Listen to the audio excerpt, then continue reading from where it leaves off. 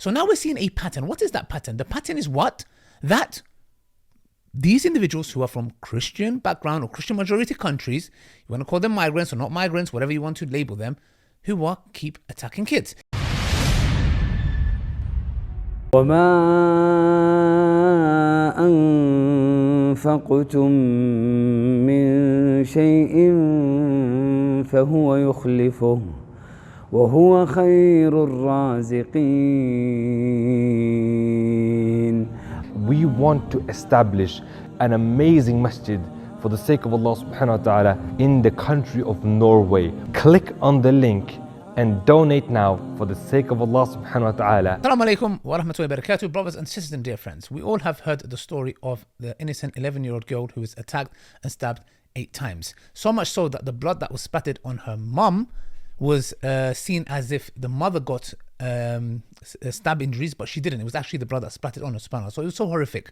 And we guys know, subhanAllah, that a brother called Abdullah, may Allah bless and preserve him, protected him, a Pakistani migrant who ran to the rescue, which our religion teaches. Why? The Prophet Muhammad, peace be upon him, said, the lowest form of iman, faith, is what? To move a harmful thing from the roads. I jumped on him, hold the hand in which he wasn't having a knife, and they just put him down on the floor and just hold him and kick the knife away from him. And then a couple of more people joined as well, and we just hold him until the police came. It took like maybe 3 to 4 minutes. Police arrived, and then they just took him into the custody. And the child, just like all my colleagues, they gave him first aid, and in the middle, police came as well, and they just gave the first aid. An object. Well, in this matter, it was not a harmful object, inanimate object. It was a actual harmful evil individual who wanted to harm an 11-year-old. So he enacted this very thing that the Prophet Muhammad, peace be upon him, told us. It's very ironic, isn't it? It's very bizarre, because you look at the first individual, Axel, who's the one who killed 3 innocent young girls, kids, children, subhanAllah, who was from a majority Christian country. His family was church-going individuals. And now you've got this individual who is from Romania, who the population is nearly, I would say, well, close to 100% Christians, 85% of them being Orthodox Christians, subhanAllah, and there's different denominations. So now we're seeing a pattern. What is that pattern? The pattern is what? That these individuals who are from Christian background or Christian majority countries, you want to call them migrants or not migrants, whatever you want to label them, who are keep attacking kids. Now, the movement of Tommy Robinson, the scumbag, or should we call him Tel Aviv Tommy, yes, who has been sponsored, a patriot who was working for another country, for that matter, who had the slogan, save our kids. Now, the question that we all need to ask is, save your kids from who? Save your kids from what? Where did this propaganda come from? Because if you look at it, one of the worst atrocities that happened in the last decade when it came to child sex abuse was reported by the NSPCC, and it was called the Glasgow 7, if I'm not mistaken for that matter, is of these individuals, white, middle-aged men, should we say, and who were doing what? Giving these kids drugs, cocaine, alcohol, and even tried to stuff one in a microwave.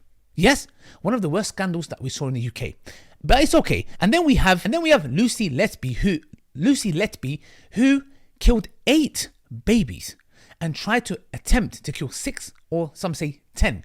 Subhanallah. But it seems that for the far right, it's okay, because as long as one of their own is doing the crime, and this heinous crime, they have no problem. They can't fight anybody. But if it's a migrant, it's such a sickening idea. The fact that you are okay with your own kind committing atrocities like that, and by the way, we know what the majority of the individuals who commit pedophilia around the world is. We know what their race and background is. It's as if they're basically saying, we have no problem. That's why you don't see Tommy Robinson, the Tel Aviv Tommy Robinson, who is talking about this.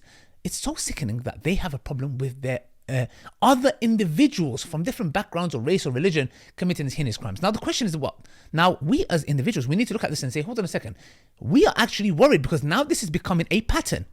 Individuals who are from predominantly Christian backgrounds are for some odd reason keep attacking kids and children. So yes, save our kids. I'm going to say for all of us for that matter, because it seems like the biggest threat to our kids is what?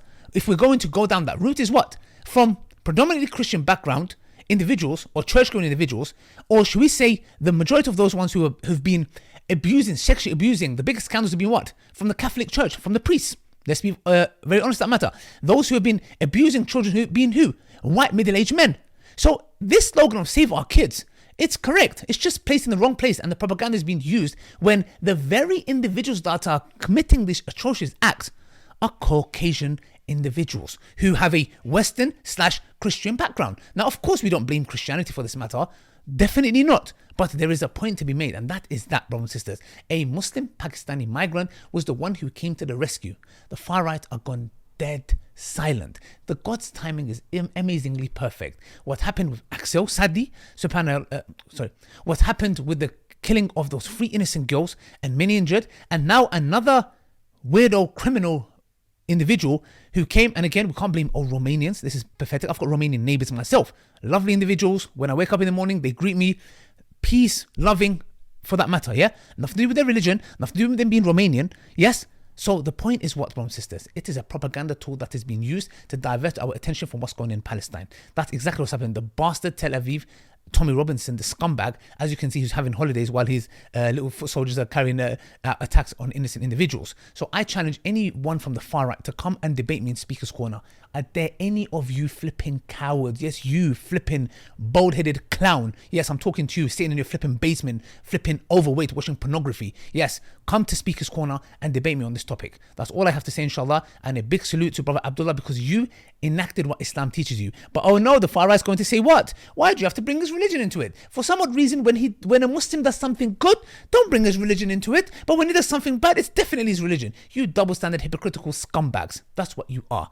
And inshallah, till next time, brothers and sisters, assalamu alaikum wa rahmatullahi wa barakatuh. Maybe I will get a chance to, inshallah, interview Brother Abdullah. It would be nice to reach out to him, inshallah, to speak to him, inshallah, and find out exactly what happened on that day where he put his life on the risk, on the line to save that poor little girl. And that's what every single Muslim is taught, that if you save one soul, it's as if you save the whole of humanity. That's all I want to say. Assalamu alaikum wa rahmatullahi wa barakatuh.